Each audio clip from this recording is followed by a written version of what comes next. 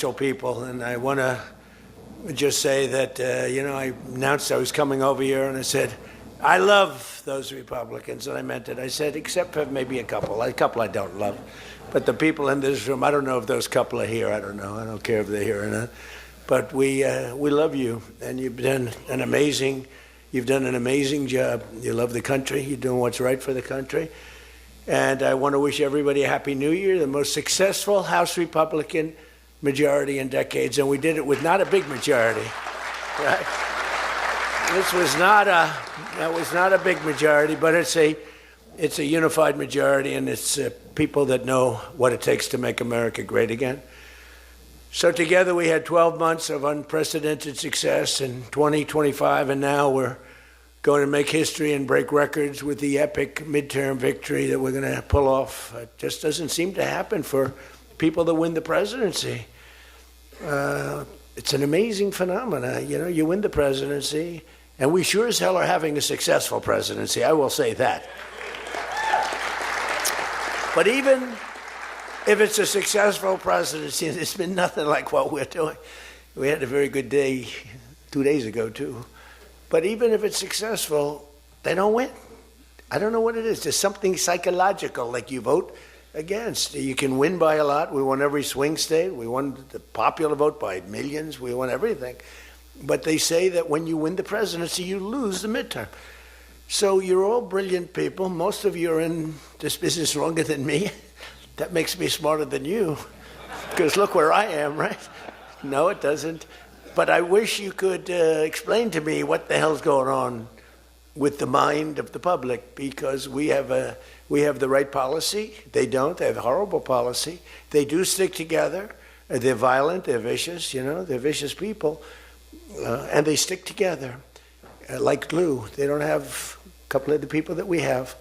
A couple of people, not too many, really very few. And that's why I want to just say that before we go any further, I want to express our tremendous sorrow at the loss of a great member, a great member, Congressman Doug LaMalfa, who passed away yesterday, as you probably have heard. And he was the leader of the Western Caucus, a fierce champion on California water issues. He was great on water. He wanted to release the water, he'd scream at him. And a true defender of American children. He was a defender of everybody. And our hearts go out to his wife, Jill, and his entire family. He voted with me 100% of the time. And by the way, he wasn't a 3 o'clock in the morning person. Do you know what I mean by that? Where the speaker goes, sir, could you call up? Could you call? I said, what time is it, speaker? Sir, it's 3 in the morning. Could you make a couple of calls? How many? 9. So I'd start calling 3 in the morning. I said, I shouldn't use any names. I'm just going to create problems. But hi, Jim, and I'm not talking about Jim Jordan. I never had a call 3 in the morning for him. But I said, hi, Jim, how you doing? I just called to say hello, 3 in the morning. Okay, sir. Sir, you haven't spoken to me in 3 years, and it's now 3 in the morning, so I know what you want. You want my vote? And usually almost always they'd give it. But they wanted to be called. And with Doug, I never had a call. He was with us right from the beginning. I love those guys. I must say I probably love them the best, the guys that I don't have to call. They know we're doing the right thing. I have a couple that are going to be with us all the way, but they just want the call. They want love. They need love. They're more insecure than most of you. It's true. No, most of you are secure people. You're all laughing. No, most of you are secure people. I had a couple say, look, I could have Trump call me all the time. I just have to break his ass a little bit. And he'll be calling. But I appreciate those. We actually had a little party. We opened up a beautiful section of the White House in the Rose Garden, and we had a party for all of those people that I never speak to and vote for me. And I spoke to Doug, but I didn't speak to him never had a problem. And I was really saddened by his passing and was thinking about not even doing the speech in his honor. But then I decided that I have to do it in his honor. I'll do it in his honor because he would have wanted it that way. He would have wanted it that way. He would have said, do that speech. Are you kidding me? Do the speech, big guy. But he was a fantastic person. Man, that was a quick one. I don't know quite yet what happened, but boy, it's a tough one. He was just with us. He was our friend, all of us, every one of us. And I also want to send our best wishes to Congressman Jim Baird and his wife, who are recovering from a car accident. They're going to be okay, but they had a pretty bad accident. And we're praying that they get out of that hospital very quickly. He's going to be fine. She's going to be fine. But it was a bad accident. And I want to thank the man who has been central to so many of our triumphs. He really has been. He's the guy that would call me to make those calls all the time. He's always working. And he's a nice person. You know, he's a high-quality person. But I want to tell you, he's a very tough cookie. I've seen both sides. Not often do I have to see the other side, because he's just, by nature, he's a very fine, religious. I like that. He's a religious person. I like that. I like religious people. It usually means they're more honest. Sometimes it doesn't happen that way. I've had some real religious ones that did numbers on me, and I said, I'm going to get them someday. They got me by surprise, but it's usually good, okay, right? And his name is Mike Johnson, Speaker Mike Johnson.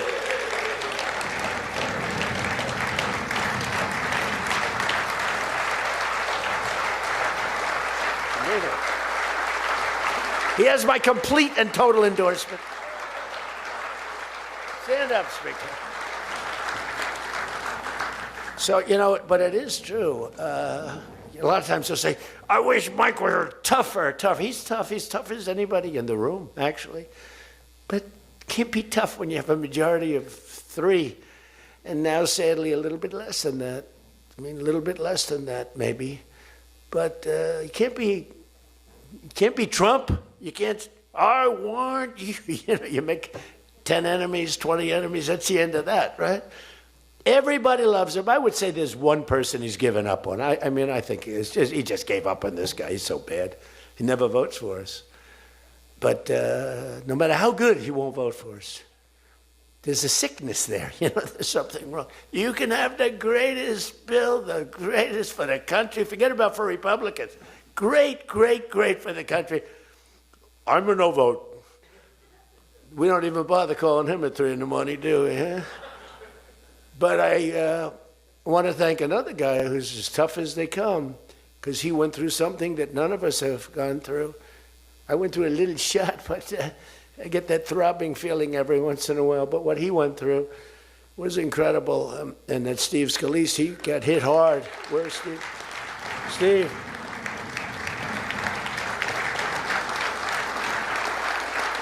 He's a tough cookie. He was dead. I went to the hospital. His wife was crying so much. She was a mess. Oh, yeah, she loves you.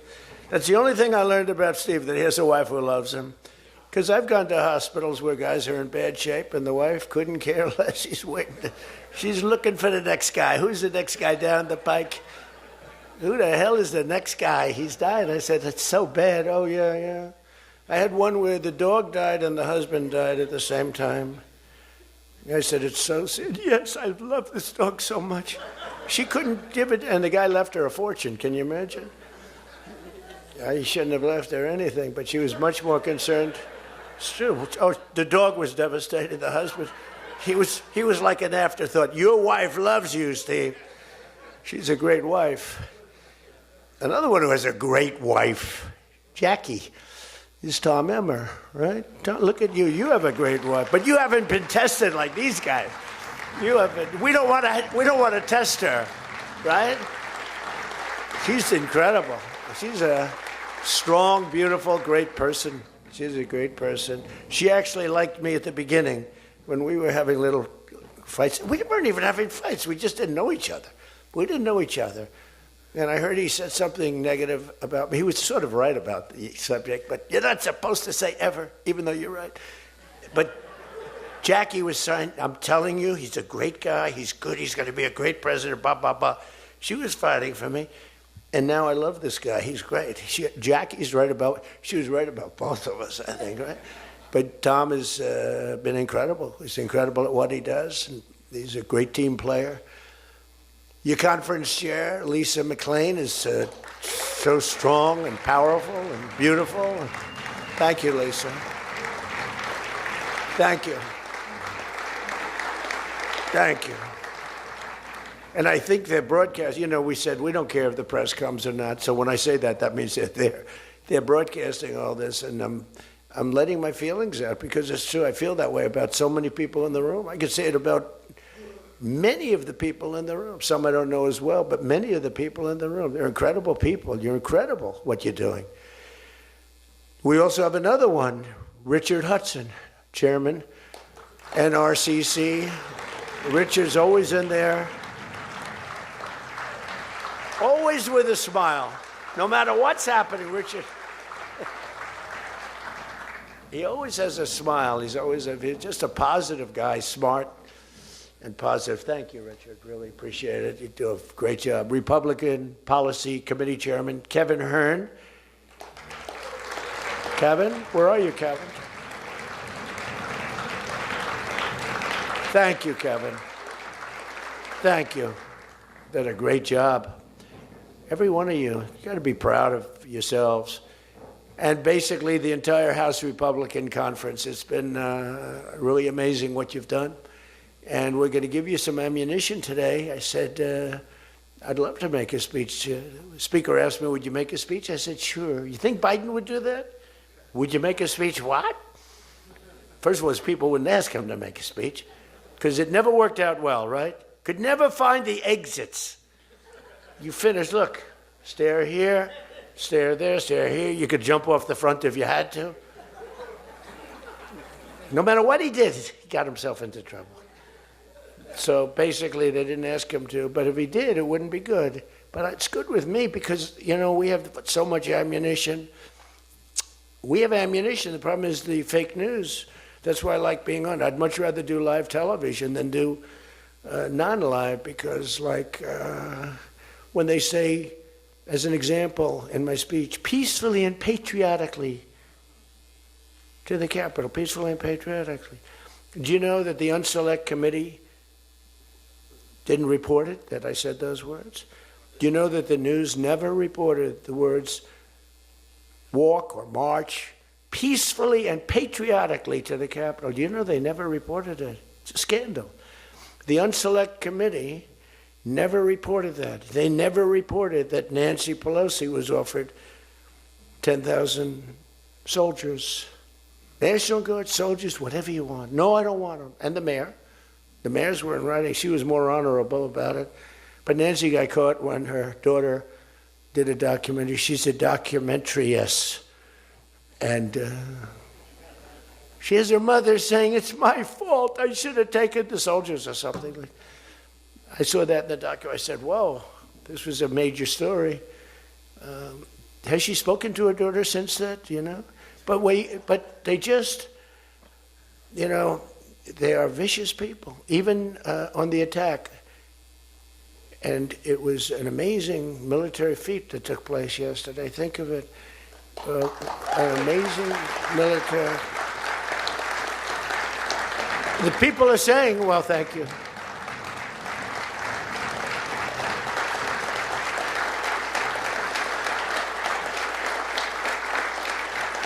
People are saying it goes down with one of the most incredible. It was so complex, 152 airplanes, many, talk about boots on the ground. We had a lot of boots on the ground. But it was amazing. And think of it, nobody was killed. And on the other side, a lot of people were killed. Unfortunately, I say that, soldiers. Cubans, mostly Cubans, but many killed. And they knew we were coming, and they were protected, and our guys weren't. Our guys are jumping out of helicopters, and they're not protected, and they were. But it was so brilliant. The electricity for almost the entire country was, boom, turned off. That's when they knew there was a problem. There was no electricity. Caracas said, there's no electricity. It's not the only people with lights were the people that had candles. It was just off. So we sort of got them a little by surprise. But it was brilliant tactically. It was an incredible thing. But I watched where Schumer, he's such a bad guy. I mean, I've known the guy for a long time. And he's such a bad guy. You know, at some point they should say, you know, you did a great job. Thank you. Congratulations. Wouldn't it be good? I would say that if they did a good job. Their philosophies are so different. But if they did a good job, I'd be happy for the country. They've been after this guy for years and years and years. And, you know, he's a violent guy. He gets up there and he tries to imitate my dance a little bit. But he's a violent guy. And he's killed millions of people. He's tortured. They have a torture chamber in the middle of Caracas that they're closing up. But he's tortured people. And now what they do, the radical left, they actually have people, and it's hard to get them. They're all paid people. Most of these people are paid. You know they're paid when they have brand new, beautiful printed signs by like the highest quality printer, and you have a woman, free Maduro, and the sign is before we even did the attack. You know, free Maduro. Why do you want him freed? I don't know, but he should be free. Oh, she reads the sign. What does that say? It says free. Well, that's what I believe. And you know, you see the sign. It's like, Lisa, we should all have quality signage like that. The one thing I want their sign maker. The guy is great. He does beautiful signage. You know, the old days was better when they used to write out their own sign, wasn't it? They'd make a sign in the basement. They'd have an old broken board holding up a sign, and it's made with a magic marker, sloppy as hell, and it meant something. But today, when you have that yellow and black, they should use different colors a little bit. But the yellow is a beautiful shade of yellow. No, I want to find out who that is. I want him to work for the Republican campaign. He's much better than our guy, whoever the guy is. But the United States proved once again that we have the most powerful, most lethal, most sophisticated, and most fearsome. It's a fearsome military on planet Earth, and it's not even close. You know, I've been saying it for a long time. Nobody can take us. Nobody. We don't want to have it. We don't have a discussion, but you read all and you see everything else. Nobody could have done that. Nobody has our weapons. Nobody has the quality of our weapons. The problem is we don't produce them fast enough. We're going to start producing them much faster. We're going to be very tough on the companies. We have the best weapons in the world, but it takes too long to get them, including allies. When allies want to buy them, they have to wait 4 years for a plane, 5 years for a helicopter. We're not letting that happen anymore. We're telling our defense contractors, you're going to start building faster. You know, guy makes... I have a big problem with it. I'm the king. I have sold more Boeings than any human being on earth. They gave me an award, Salesman of the Year. I said, what about Salesman of the in the history of Boeing? I've sold more Boeing planes than any man in history by far, probably over 1,000. Over 1,000 planes. I said, that's the good news. But why should they wait 3-4 years to get a plane? They should build them, get them immediately. The F-35s, it takes too long to get them. The Apache helicopter. I mean, I had India coming to me, sir, I've been waiting 5 years. We're changing it. We're changing it. India ordered 68 Apaches, and Prime Minister Modi came to see me. Sir, may I see you, please? Yes. I have a very good relationship with him. He's not that happy with me because, you know, they're paying a lot of tariffs now because they're not doing the oil, but they are. They've now reduced it very substantially, as you know, from Russia. We're getting rich because of tariffs, by the way. I hope everyone understands that. They hate to report. We're going to have over $650 billion poured into our country or coming in shortly because of tariffs. You know, they're finding all of these pockets of money. A couple of weeks ago, sir, we're off by $39 billion. Oh, is that good or bad? Meaning, do we have it or are we short of it? Sir, it's $39 billion that we can't account for. That means we have an extra 39. Yes, sir. I said, well, what are you saying? We just don't know where it came from. I said, check the tariff shelf. Sir, that tariff doesn't start until September. He said, no. It started about a month and a half ago. Check it. Comes back 25 minutes later. Sir, you were right. It came from tariffs. This never happened to us before, where we find plus 39 billion, not million, plus 39 billion. They were missing. We've taken in $650 billion or shortcoming, and that's because I'm being nice. If I want to be, and we have national security because of tariffs. And frankly, we have a big Supreme Court case. I hope they do what's good for our country. I hope they do the right thing. The president has to be able to wheel and deal with tariffs. Now, if you have the right president, it's good. You have the wrong president, if you have the wrong president, nothing's good. Tariffs are the least of your problems. We found that out for 4 years. We had the worst president, did the worst job. They had the worst policy. We have to even run against these people. Now, I won't say cancel the election. They should cancel the election because the fake news will say, he wants the elections canceled. He's a dictator. They always call me a dictator. Nobody's worse than Obama and the people that surrounded Biden. Not Biden. I don't think it was Biden. He didn't know what the hell was going on, okay? The election was rigged. He had no idea what happened. He still doesn't. The auto pen. And by the way, you ought to make a big deal out of the auto pen. The auto pen was your president. Because most of the things were signed by auto pen. And you're not allowed to do that. I signed very little. Now I just sign everything because it's just so crazy. But like I had the other day, we elevated a general to 4 stars. I think you should sign that. That's a big deal. A general did a great job, was elevated to 4 stars. And I had the gentleman, and I signed it in front of him, held it up. You got to sign that. You can't give it to an auto pen. And you can always tell an auto pen. One thing, it has 2 little tiny dots. You know that? 2 little dots. You know what that's from? 2 pins. They go bing, bing. They're wonderful things. But you got to sign it. And the law is you have to sign it. If somebody's, telling the auto pen person, he has to be authorized by the President of the United States. Well, he wasn't.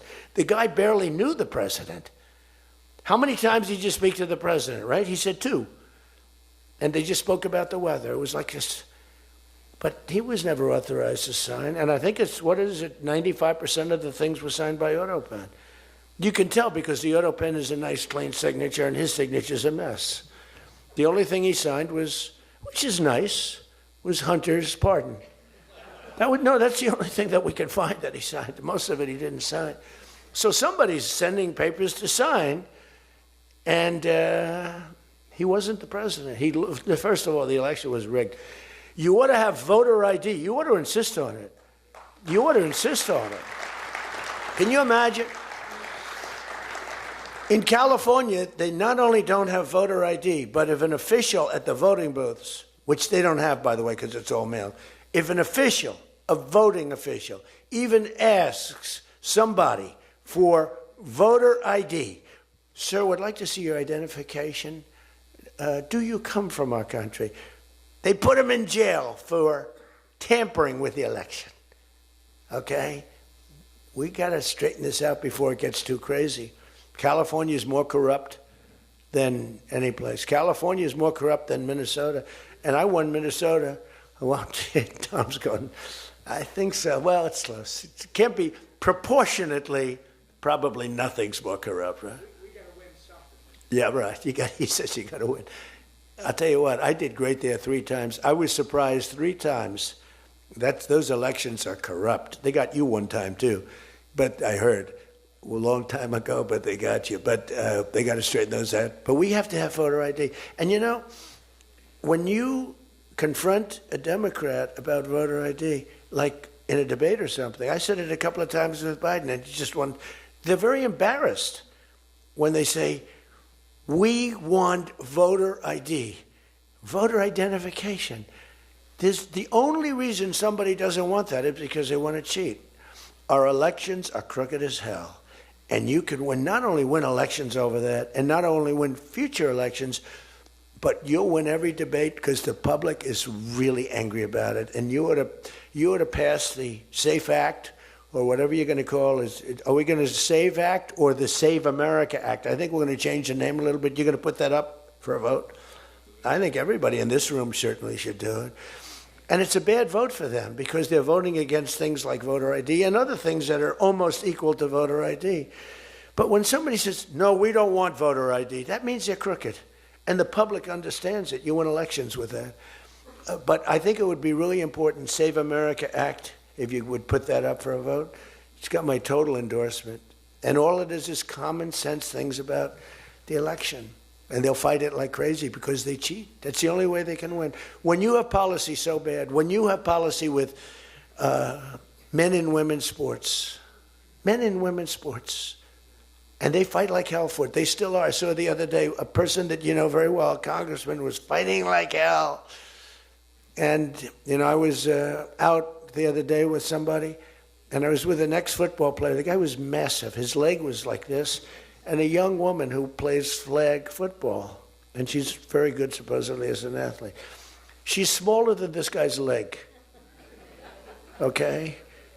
And if they were playing football together, he wouldn't even have to run. He could just keep walking. They couldn't take him down. The guy, he can't even believe it. But there are so many. They had a race, a long-distance race. They had champion men, women, one of those marathon deals. The man finished 5 hours and 14 minutes and 36 seconds sooner. He beat the champion woman by 5 hours. It's so demeaning to women. It's so ridiculous, right? It's so ridiculous. The weightlifting, take a look at the weightlifting records.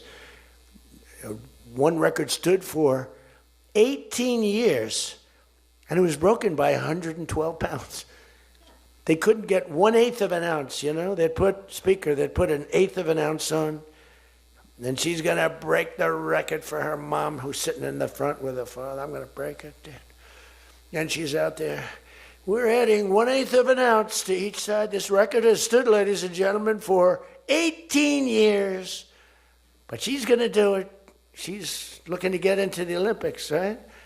And she gets up, and they put a little tiny thing like this, little thing. And my wife, by the way, my wife hates when I do this. She said, she's a very classy person, right? She said, it's so unpresidential. I said, but I did become president. She hates when I dance. I said, everybody wants me to dance. Darling, it's not presidential. She actually said, could you imagine FDR dancing? She said that to me. And I said, there's a long history that perhaps she doesn't know. Because he was an elegant fellow. Even as a Democrat, right? He was the attack by Japan, he was quite elegant. But he wouldn't be doing this. But nor would too many others. But she says, darling, please, the weightlifting is terrible. And I have to say this, the dancing they really like. She said, they don't like it, they're just being nice to you. I said, that's not right. The place goes crazy. They're screaming, dance, please. But the weightlifting, but no, the girl gets up. And you see, I want to be more, but I have somebody watching. I want to be more effusive. I want to really, But she gets it, and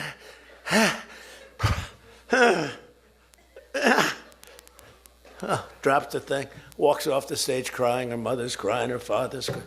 Guy gets up. He said, have you lifted before? A little bit. And he walks up, bing. He could have gone ding, ding, ding, ding. I think it was 112 pounds, right? It's crazy. Or the beautiful boxer, they have boxing now, and that they have a young gentleman who transitioned, who's a very good boxer, but he wanted to be a woman, which is, to each his own. Because I want to be very liberal when it comes to these subjects. I'm trying to get that vote. It's not an easy vote to get. It's very tough for me to get it.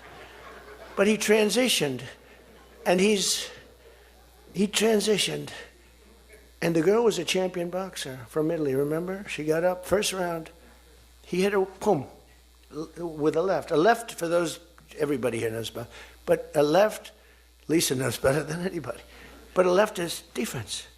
He goes, boom.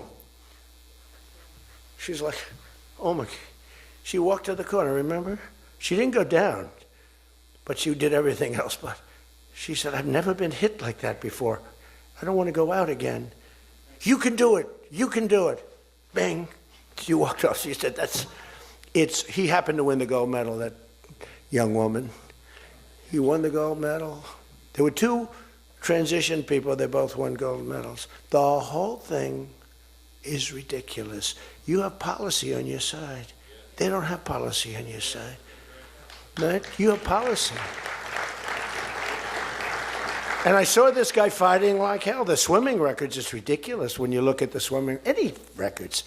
It's crazy. And it's so demeaning to women. Women are the, and for a long time, they refused to talk about it. They were embarrassed to talk about it. Now they do talk about it. They talk about it openly. But they have the worst policy on everything, open borders. We want open borders. They still want an open border. We did the greatest job ever on borders. And I think they forgot it. My guy said to me today, I have a great guy, Ross. He's the greatest speechwriter. He said, sir, let's not mention the border. Nobody cares about the border anymore. Can you believe it? This was the biggest, this was the biggest thing there was. It says to me, nobody cares about the border because it has a shelf life. I fixed the border. I fixed it in my first term, but now I really had to fix it. It was much worse, when I came into office. Millions and millions of people were pouring into our country. And I fixed it, and my guy, who's incredible, says, people don't want to hear it, sir. You've done that. The problem is people forget that I did it. They totally forget. They were talking about the other day, we don't like Donald Trump on this, we don't like Donald Trump on that. And somebody just out of the blue said, well, he did an unbelievable job. Who cares about that? They're saying, that's been done. What do we do about that, Mike? Everything you do. It's almost like, what have you done lately is the way you have to run your life. In other words, I could have the most unbelievable 4 years, and I guess I'm not allowed to run. I'm not sure. Is there a little something out there that I'm not allowed to run? But let's assume I was allowed to run. I could have, there's going to be a constitutional movement. No, I could have the most unbelievable 4 years. Everything was great, but in the last week, I made a little slip up in something, and you lose the election. It's like, so we can't let them forget that we did such a great job on the border. By the way, Venezuela, everyone, they're marching in the streets. They love it, except in New York. I mean, where they find these people? These people, and they're not these people are a mess. I know it's not nice to say that. These people are a mess. Where do they find these people? They're the worst looking people I've ever seen. They got hats that are all frayed and they look like, they're all paid. They don't even know what they're talking. When the reporters don't interview them because they know that it's, the press is so anti. It's hard to believe the press can be so anti because it's all common sense. It's not we're conservative, whatever. Doesn't matter. We're all common sense people. It's not even conservative. It's common sense. But the press has no credibility whatsoever. Think of it. I got 97% bad stories on one network, 93% on the other, and I won in a landslide. You know what that means? The press has no credibility. That's all it means. And we got to keep it that way. So I don't talk too much about the swimming, the weightlifting, the boxing. I don't talk about it. You know why? I want to start bringing it up about a week before the election because I don't want them to correct themselves. I don't want them to say, we've decided that we don't want to have men playing in women's sports. That'd be a devastating blow for us. Because that's, they say it's an 80-20. No. It's about a 98-2 issue.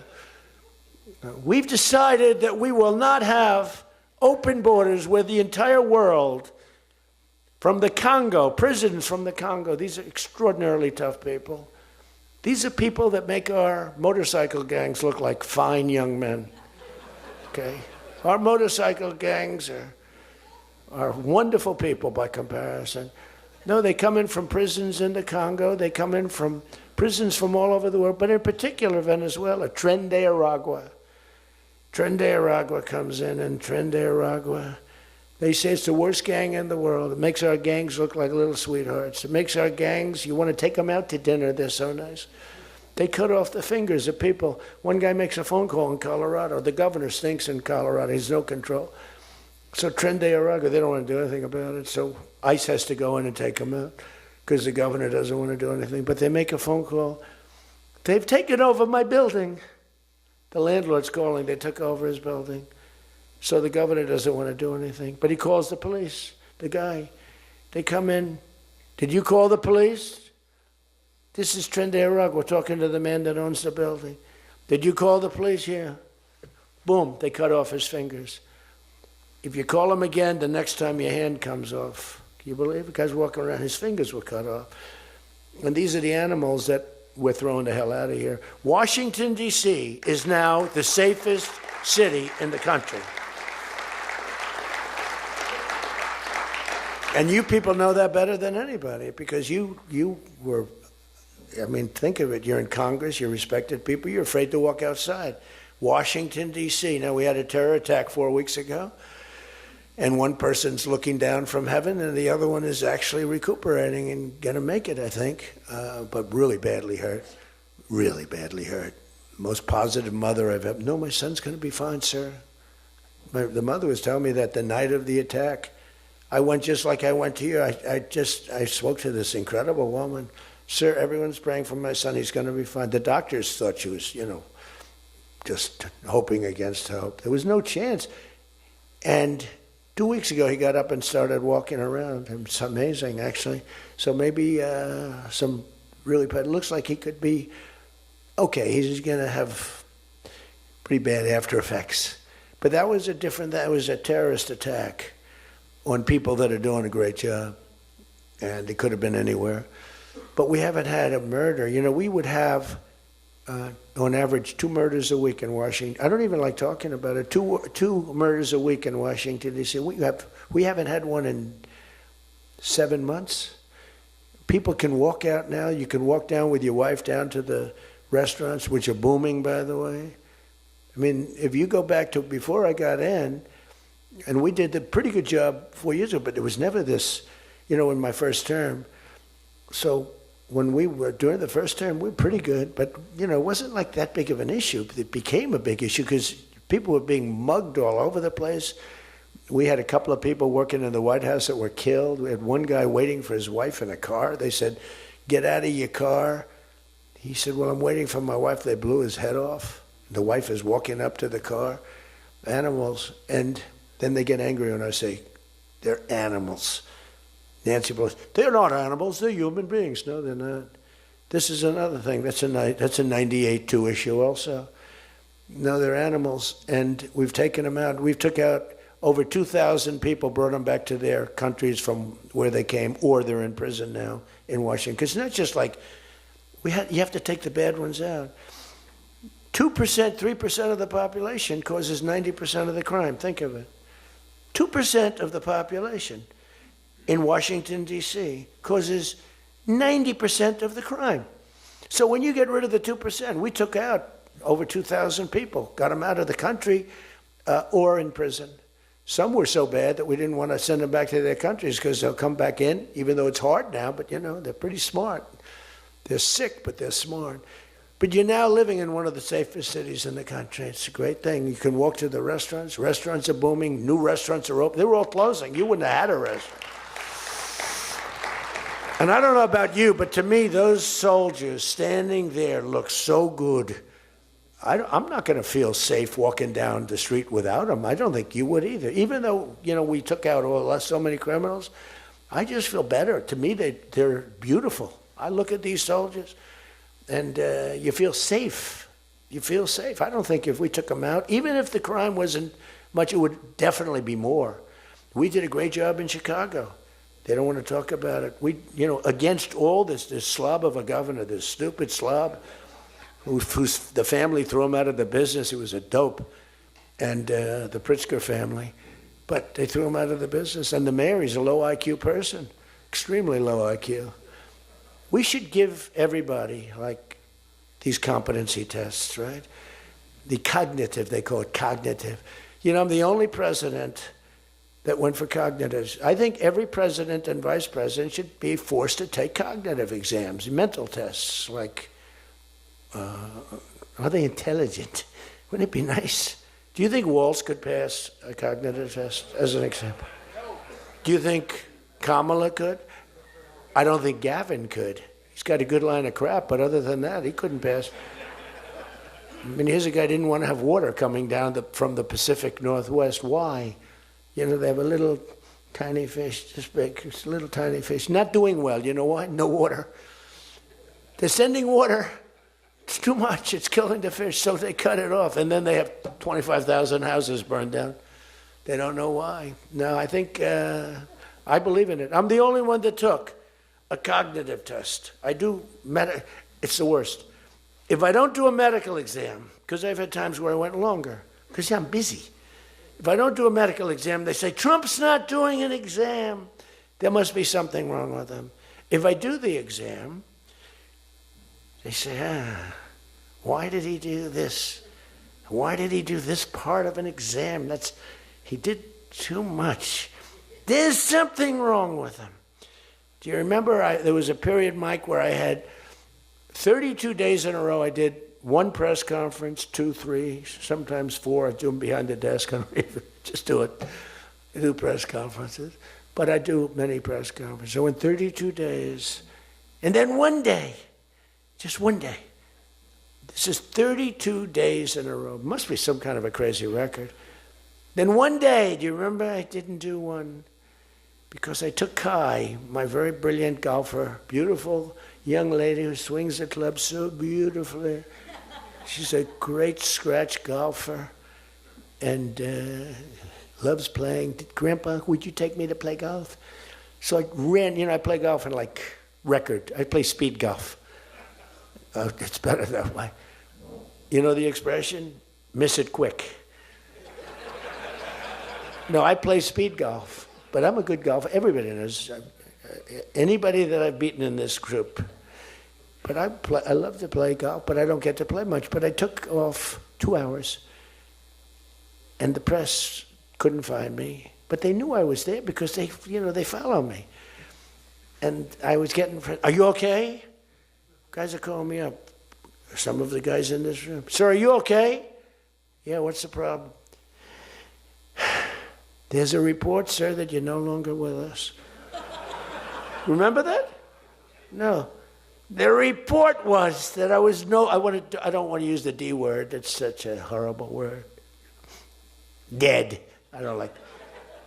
There's a report, sir, that you're no longer with us. I said, well, I just hit a 280-yard drive. This isn't bad. And, it's one of the, and it took me a couple of weeks to get that one straightened out. The new one is they did a report in the fake news New York Times where I worked this day from early in the morning till late in the evening, but we don't give out a full schedule. It's like who the hell wants to give out a schedule to these people? But it's all work. And this, in particular, this day was brutal. I never got to leave the seat. You couldn't do anything. It was just one after another after another. And this went on from early in the morning till late in the evening. And my people gave out a report. He had lunch. They show a report, lunch with somebody. And they did a story. Donald Trump is slowing down. He only had lunch. And then he went back up. And they said, that's malfeasance, whoever did, right? No, it's terrible. I was actually more angry with my people than I was with the New York Times. But they wrote a story. And it takes you a period of time to recover from these hits. And it's almost no matter what you do, but you have to keep a positive eye. But we have a fake press. We did a thing that's so incredible on medicine that nobody has ever done it. Reducing favored nations, most favored nations, we reduced the cost of medicine at levels that have never even been dreamt of before. We should win the elections on just that thing if we did nothing else and went home, go home. We did favored nations where we're bringing down the price of a pill. As an example, in London, the pill sells for $10. In New York, it sells for $130. That's 13 times as much. Most favored is, I want to pay what the lowest nation in the world is paying. Everybody knew about it, but nobody had the guts or the stamina to do it, or the respect from other nations. But I do. And then you also had to get the drug companies. The drug companies were not easy, but they were much easier compared to the other nations. So the other nations used to tell the drug companies, we're not going to pay more. You kept it for years the same price. Everything, we just kept going up, up, up. And finally I had the drug companies and I said, listen, fellas, you can't do this. Can't do it anymore. I'm not going to let it. We're going to do it. And you're not going to do it. And I did things to them that were brutal. But I really found out it was the nations that were so tough. So when France was told that the pill will go from $10 to $30, it's a big increase, right? But it's not really. And that ours would come down from $12 or $13 down to $30. So theirs would go from 10 to 20 or 30, and ours would go from $13 down to, meaning $130, down to 20 or 30. So it's a huge drop for us. Now, depending on the way you calculate it, it could be thousands of percent down. It could also be 90% and 80%. You know, there's two ways of calculating. I don't know if you know. They said, Donald Trump exaggerated. No, there are two ways of calculating it. But calculate it at 80, 90%. But the other way is more accurate, like 900%, because that's what it really is. But there are two ways, but use, to be generous, 90%. There hasn't been a reduction in 28 years, except for the 1 year where I got it down 1/4%, and I had a news conference. I was so proud of myself. The drug prices, prescription drugs, are going to be down by thousands of points, thousands. On that one item, you should win this election. The New York Times barely wrote about it. The other papers barely wrote about it. Nobody even knows that the drug prices. Now, people will say, you don't mind if I don't read this crazy teleprompter, do you? Because, do you mind? Because I have, it's called standard. But these things are so important because you guys got to get elected. Because if you don't get elected, we have a country that's going to go to hell. So we can't play games. Ladies and gentlemen, the sun will rise tomorrow, and when it rises, we don't need this bullshit.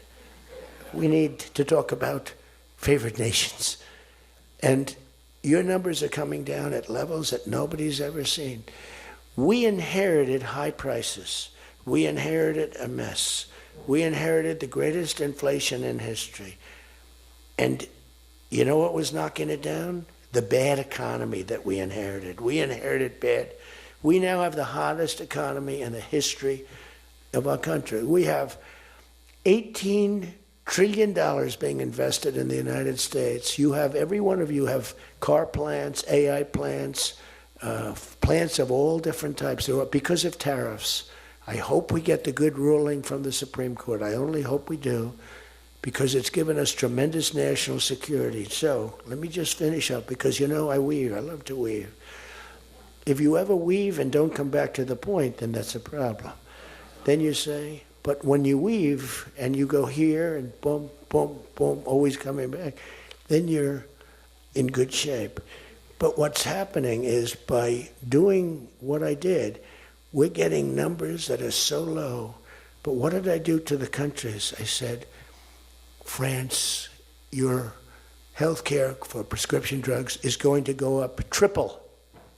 It's going from $10 a pill, just as an example. I called it the fat drug. You could say the fat drug, Ozempic. Ozempic is $80 in London, and it's $1,300 in New York. The fat drug. A friend of mine called me up. He said, what the hell is going on? A very rich guy, but I said, the fat drug doesn't work on you. Why are you even taking it? The drug has failed miserably, but he's a very loud, boisterous. He's not a bad guy, not a great guy, smart as hell. But he's a very rich guy. This drug, he could have paid millions for it. It wouldn't have mattered. But he said, in London, I'm paying $80. In New York, I'm paying like many times more than that. What the hell is that's because of what's happened? Because the nations held us back. So the drug companies, I made a deal with them. You're going to do it? They said, whatever the nations agreed to. The nations were a bigger problem than the drug companies. So I said, you tell me they'll never agree, sir. I said, 100% they will. 100%. They said, sir, the smartest guys, Eli Lilly, Merck, Pfizer, all genius. They're all making numbers you wouldn't believe. The defense contractors are making more. That's why I'm going to say, you're making $45 million a year and you can't produce a frickin' helicopter for 7 years? We're going to talk to them about that. But I said to the France, I called up, as an example, France, just as an example, I like him, he's a nice guy. Emmanuel, you know Emmanuel Macron. I love the French accent. Emmanuel. They said, listen, you're going to have to raise your prices a little bit because we're paying 14 times more than you. That's a lot, right? We're paying numbers. In other words, we're making up for all of this deficit. No, Donald, I will not be able to. Mr. President, please excuse me. Most of the people call me Mr. President, except for people that don't respect me, they call me Donald, which are probably a lot of them too. But they said, no. Putin calls me Mr. President. She calls me Mr. President. Emmanuel goes, no. We will not do that. Yes, you will, Emmanuel, 100%, because I was told they wouldn't do it. And this is, you can take Emmanuel and add up Hans, you can add up Ludwig, you can add every name in the book. It's all the same. The answer is no. We're not going to double our drug prices. Not for you or anybody else. I said, yes, you are, 100%. We are not going to do it. No, you don't understand. 100%. You're going to do it and you're going to like it. They go, I don't understand. I've told you 5 times, why do you keep saying you're going to do it? Because I'm always right about, Trump is right about everything, right? I said, the hat. Trump is right about it. I have been right about everything. Got to keep it going. Is there wood up here? Hold it. I always like to, just in case. Trump was right about everything. And I said, so you're going to do it, Emmanuel? No, I'm not. He said, okay, here's the story, Emmanuel. If on Monday you haven't agreed to every single thing that we want, I'm putting a 25% tariff on everything coming out of France, including your wines, your champagnes, and everything else. No, you cannot do that. I said, I can do that, and I will do that. Even for national security, I'll do that, but this is for medical security, and 100%. Now, let me explain. The tariff I'm imposing on you is 42 times more expensive than what I'm asking for you in return. So you can either have a 25% tariff added onto you, like I did with China on fentanyl. I put a 20% penalty tax on China, and it's drying up because the tax is far more than they make with fentanyl. But with the other nations, I said, you're going to do it. And you know what he said? You can't do that to me. I said, yes, I can. Don't worry about it. It's not going to be that bad. You just have to explain it to your people, your 39 million people, that, by the way, don't vote by mail. They vote on paper ballots. They tried voting by mail, and there was fraud all over the country. We're the only country that votes by mail, essentially. You know that, right? You know, Speaker, that's another thing. We're the only country that's stupid enough to vote by mail. Even Jimmy Carter's commission said, don't do it. But just to finish so that you won't say he wanders. Emmanuel said to me, Donald, you have a deal. I would love to increase my prescription drug prices by 200% or whatever. I would love to do it. It'd be such an honor. Whatever you want, Donald, please. Don't tell the population. Please, Donald, I beg you. Every country said the same thing. No, we will not do this. Some were strong, some were very nice, some were rude. But they all said one thing, no, we won't. And within, I'd say on average, 3.2 minutes, they were all saying, we would be honored to quadruple our drug prices. So we would be honored to quadruple our prices if that's what you like. We want to make you happy. Okay. Therefore, I will not charge you a tariff, and you're going to increase your drug prices by 3 times what they were paying 2 days ago, right? And we have now favored nation. You think Biden could do that? I don't think so. Think Biden ever thought of it?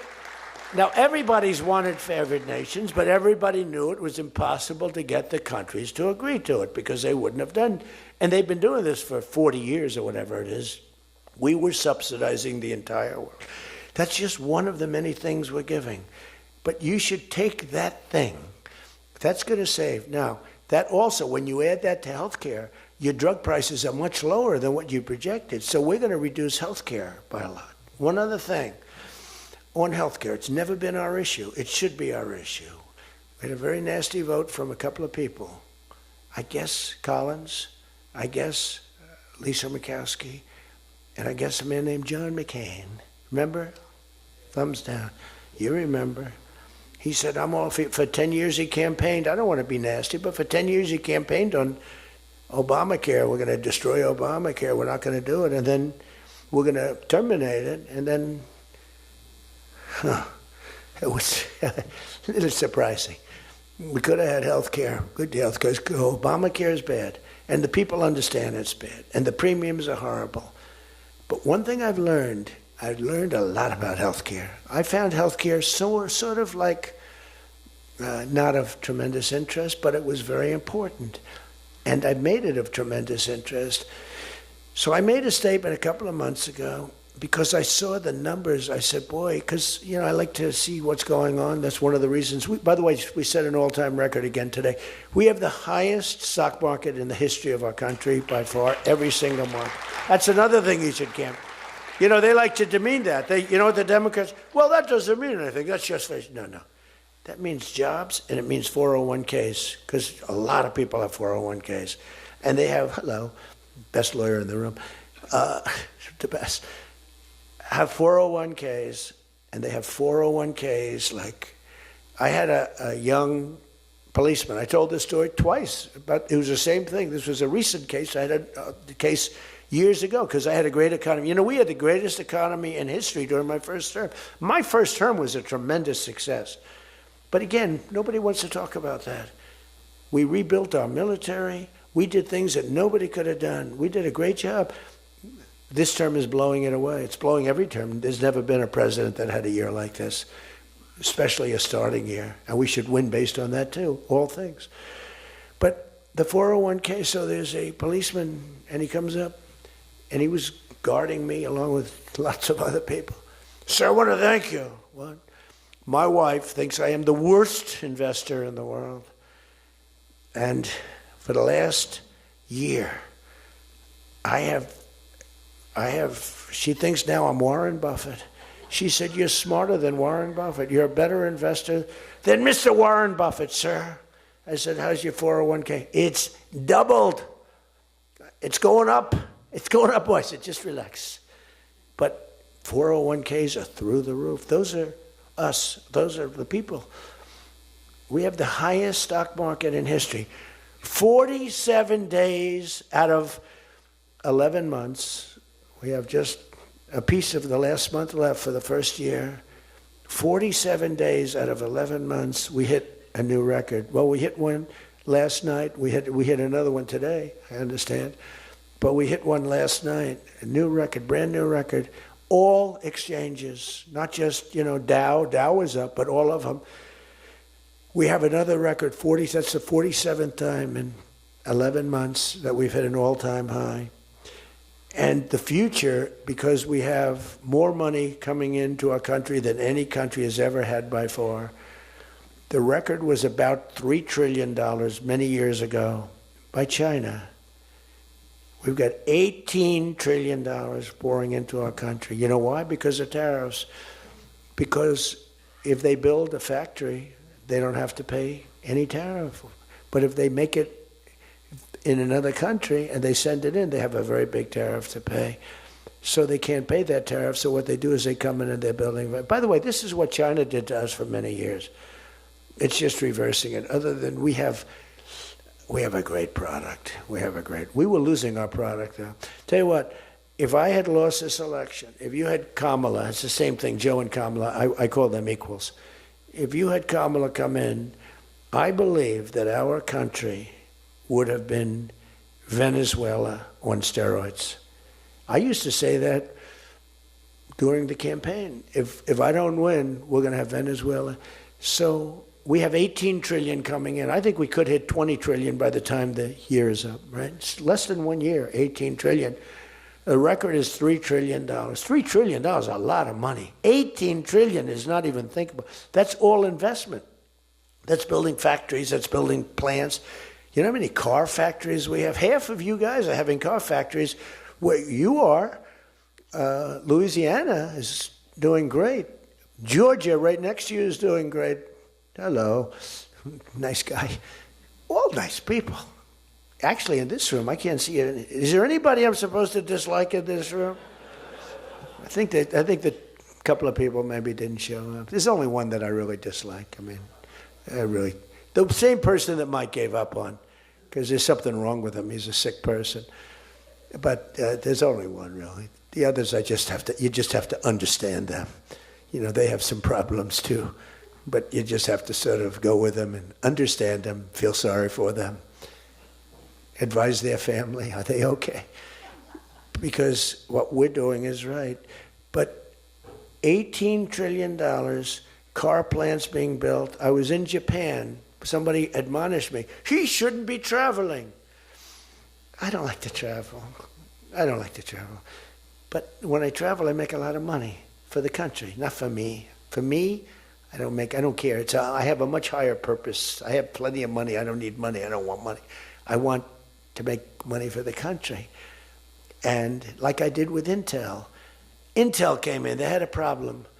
I said, I can solve the problem, but I think you should give the United States 10% of your company. He goes, whoa. I said, yeah, I think I can help you with the problem, but you got to give the United States, not me. Sometimes I'll say, give me, but when I say me, I'm talking about, I'd love to accept it, but I don't think that law enforcement would like that, right? I'm very cognizant of law enforcement, perhaps more than anybody in history. Actually, a friend of mine who's really smart said, you know, you've got to be the most honest guy in history because you have been examined, your books, your records. I have a big business. Every record, I had these Democrats hired the biggest accounting firms, the biggest law firms, the biggest. I went through years of abuse. And here I am. They didn't find anything wrong, remember? We want his tax returns for years. We want his... Finally, the Supreme Court, shockingly, I'm the only one. This couldn't happen to anybody else. You have to give your tax returns, right? I gave my tax returns. They're from here to here. It's a big business. It's a great business. And I built a great business, like much bigger and better than anyone even understands. But I gave my tax returns. They go from here to the ceiling practically. They got them. Headline, Trump to give tax returns. Supreme Court ruled I had to give my tax return. Can you believe it? Everyone said, you're not supposed to do that. And by fighting, they think you're trying to hide something. You know, naturally. I gave my tax returns. That's the last we ever heard. They hired the biggest accounting firm in the world, most powerful lawyers in the world. They spent millions and millions of dollars going over those returns. There hasn't been one story that I did anything wrong. So this friend of mine who's highly sophisticated, rich guy, smart guy, said there's nobody that I know that could have gone through an examination like that and not ended up in prison. Nobody ever had to suffer like I did. Nobody ever did that to anybody else. You know, there was an expression, Andrew Jackson was the most abused president in the history of the United States. You know who second was? This is before me. You know who second was? Abraham Lincoln. But he had a civil war, so we have to give him a pass. But Andrew Jackson was treated horribly. He was a great general and a good president. So bad that his wife died. I mean, his wife died. They were horrible. But I just saw a report came out the other day. I blow them away. He never got impeached twice. I got impeached twice or nothing. On a perfect phone call, remember? Perfect phone call. Tim Scott, who's a great guy, great, wonderful guy, South Carolina, straight guy, right? He is a good guy, good person. He's an honest person. He read a transcript. Thank goodness I had a transcript. Essentially, the call was taped because they tape calls. I didn't even know. So was that call taped? Yes, sir. I said, oh, well, bring it down. I don't even know. And we read the transcript. It was perfect. It was so good. I told Ukraine not to cheat. And if you see any cheating, report it to the Attorney General of the United States. That was my call. They said, he was trying to intimidate. All I said is, don't cheat. And we have a signed agreement that Ukraine can't cheat. You know that. It's the only country we have actually signed. They violated the agreement many times, I would tell you. You'll find out. I was right about that too. But nobody's gotten treated. But this guy said to me, for you to have escaped. But the one thing, and I'll just end it, because Jim Jordan back there, world champion wrestler, 128-1. Whatever happened to the one guy? The Russian. He lost to, how dare you lose to a Russian? Do you know the more impressive record for Jim? Because I'm a big sports person. I love sports. Jim went to high school. As in high school, he was considered like the top wrestler. But he was undefeated in high school. Now, what that means is that as a freshman, he was beating seniors. Is that true? Were you actually undefeated? Seriously, were you undefeated in high school? That means as a freshman, he had to beat seniors, Steve.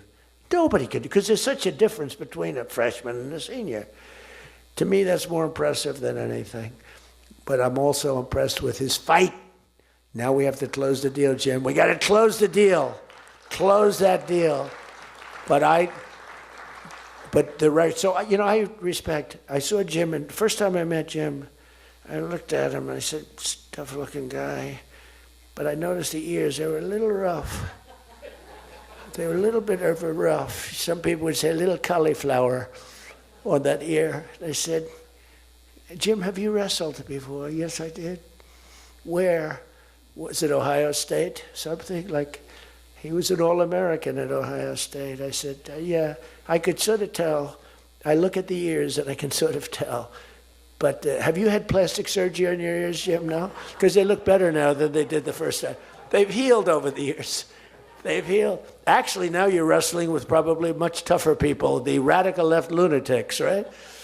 But anyway, so I just want to leave it by this. I want to say that you are great people.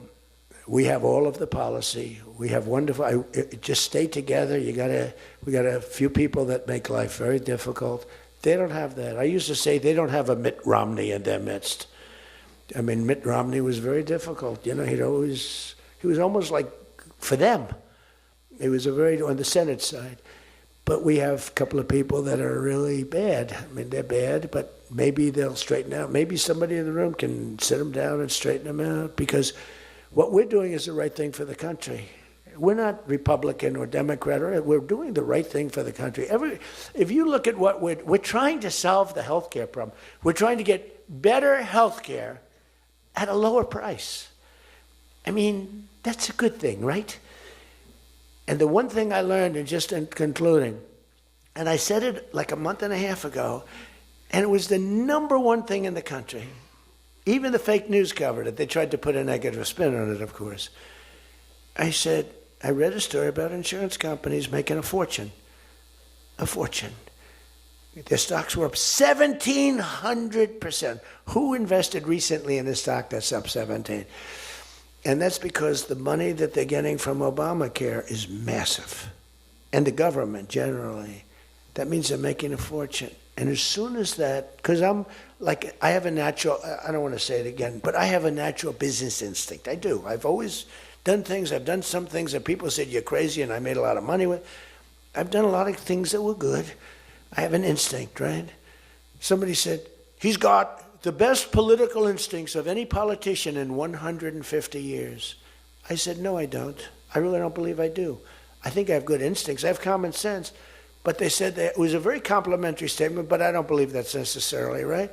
But I do have good policy. I have good common sense. And maybe they wheeled that into instincts. And I did become president, so can't be that bad. And I never did it before. Don't forget, I ran for president. I had a politician telling me very strongly, they said, sir, I've run for office 20 times and I've won 17. And I know what I'm talking about. This was at the very beginning of my first time. I said, well, I've only run once and I won, but I won for president. He said, you got me on that one. He's actually sitting in this room right now, that son of a gun. He knows who I'm talking about. He was giving me a hard time, but he's turned out to be a decent person. Not the best in the room, but a decent person. He's not my favorite in the room, but he's decent. But we have one thing that's really strong. Uh-oh, it's a fake news. Pulitzer Prize, right, Doug? Pulitzer Prize. He got one for the bullet. He had the bullet, but he got how many Pulitzer Prizes? 3 Pulitzer Prizes, and all talented guys. These are great guys. I don't like the people back there as well. These are the ones that take the pictures. Make me look thin for a change, Doug. You're making me look a little bit heavy. I'm not happy about it.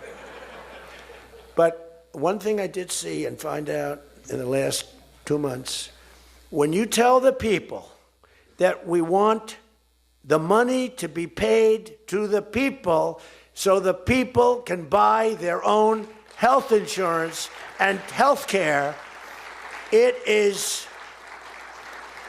like, and I just said it, and I said it because I read a story on the front page of a certain paper that I don't even mention because it's so stupid paper, it's so bad, it's gone so far off the Wall Street Journal, I don't mention it. I refuse to tell you that it's the Wall Street Journal.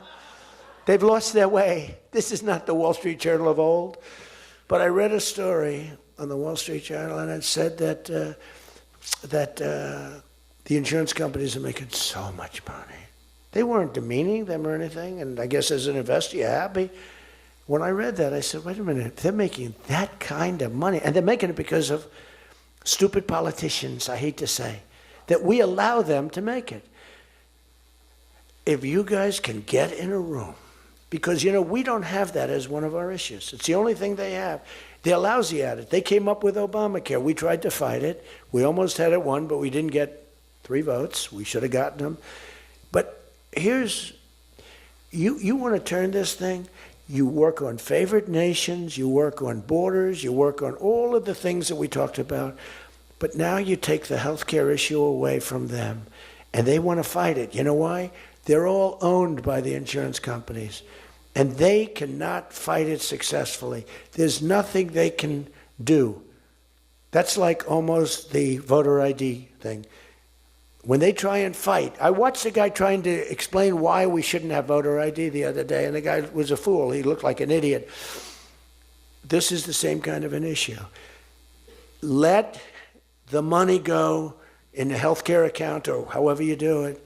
Let the money go directly to the people. Now, you have to be a little flexible on Hyde. You know that. You got to be a little flexible. You got to work something. You got to use ingenuity. You got to work. We're all big fans of everything, but you got to be flexible. You have to have flexibility. I came out with a statement. Let the money go not to the big fat cats and the insurance companies that made 1,700% over the last short period of time. Let the money go directly to the people where they can buy their own health care. And I'm not sure that I've ever said anything that was more impactful. I say a lot of things and have a lot of good ideas. And this was an idea that, the whole world went crazy. The whole country went crazy. The world went crazy with envy. If you can somehow do that, Mr. Speaker, Tom, all of you, Steve, if you can do that, this is going to be your issue. And the other thing is fertilization. They're trying to hit us on fertilization. They were dead on fertilization when I got a call from a very wonderful young senator from Alabama saying they had just lost a case, and the case, I've never been met with such scorn. Friends of hers were just going crazy. And I said, explain the issue to me. And it was on IVF, the fertilization. a judge ruled against and said all fertilization places have to be closed down, like immediately, it would have been a disaster. And fortunately, I picked it up, and we owned the issue. But now I understand they're trying to make a case on fertilization. You can't let them do that. Very important issue. All of these issues are very important issues. But you can own healthcare. Figure it out.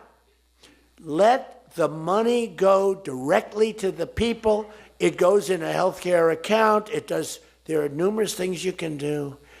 But you have to no money for the insurance companies. I'm going to meet with the insurance companies. I said, I'm going to meet with them. Because I met with the prescription drug companies, and that's when I found out what was going on with the fact that we were paying 10 and 13 and 14 times more money than Europe and other places. I learned that at the meeting. Now I'm going to meet with them in a few days. I'm meeting with them all, 14 companies. I'm meeting with them all.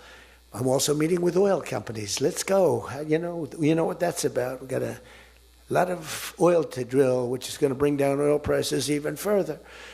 But if you can come up with health care, remember this, where the money goes to the people, you have just owned, they can't fight it. They're owned by the insurance companies. You guys don't get money from the insurance companies, they do. They get a massive amount of money. It's their biggest donor. They're going to try and fight you, but they can't win the fight. If you explain it, the money goes directly to the people. That's going to be your issue. The other thing is energy. Your energy prices have come so far down since I'm president, and nobody wants to. I saw on television, energy prices are down 3%. No, they're not down 3%. They were $3.50 and $4. It's now $1.99 a gallon in many stations, and it's going down further. And that's like a massive tax cut. And that's the other thing, tax cuts. No tax on tips, no tax on Social Security, no tax on overtime. Now think of this, no tax on tips, no tax for seniors on Social Security, no tax on overtime.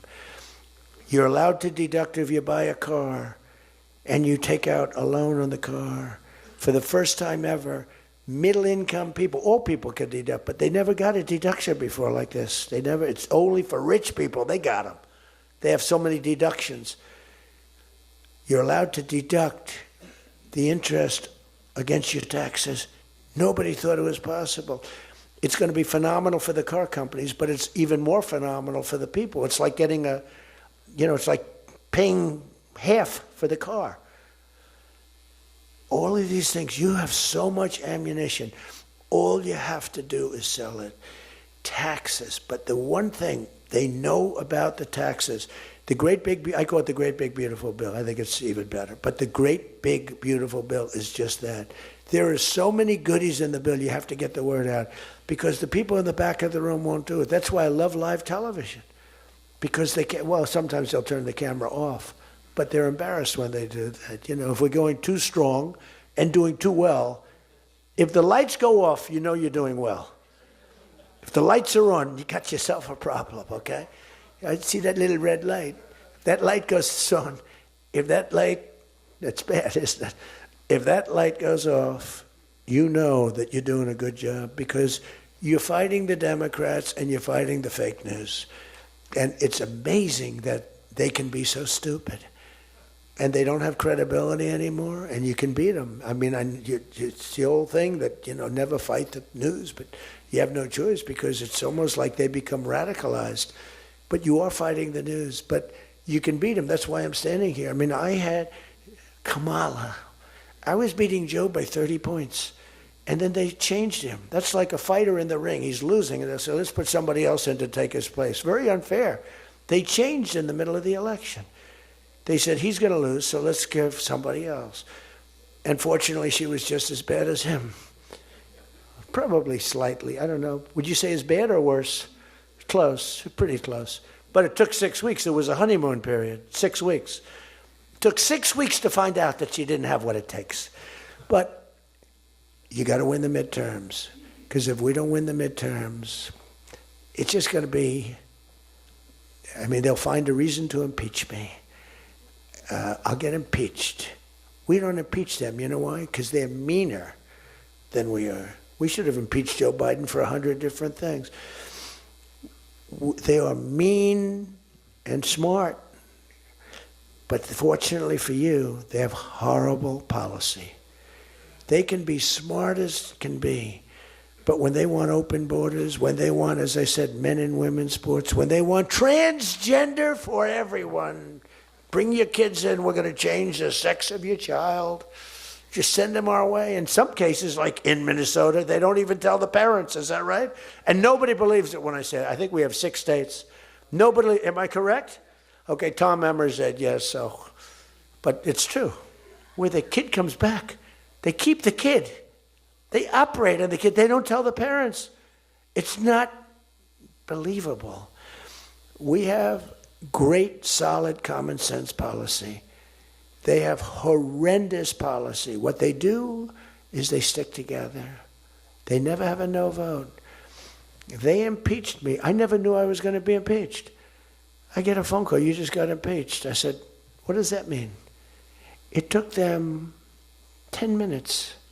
They impeached the president of the, who did a damn good job. I rebuilt our military, Space Force, I got everything. I did a lot. They impeached me for nothing, twice, for nothing. Fortunately, you were on our side, and we were unanimous.